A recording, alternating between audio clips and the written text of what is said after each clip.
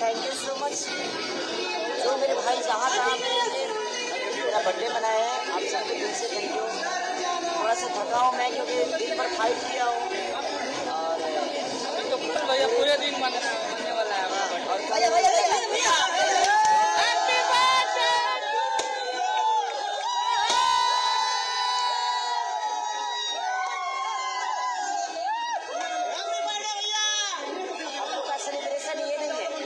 Celebration कुछ अलग होता है। हम लोग का सेलिब्रेशन है गरीबों का दान करना। हम लोग कर क्या है भैया? कल हमारे भाई स्कूल में टीवी से लेकर लैपटॉप कर ले, तो हम लोग के लिए वो सेलिब्रेशन है। ये बस आप लोग का हम लोग के लिए खुशी के लिए चलिए।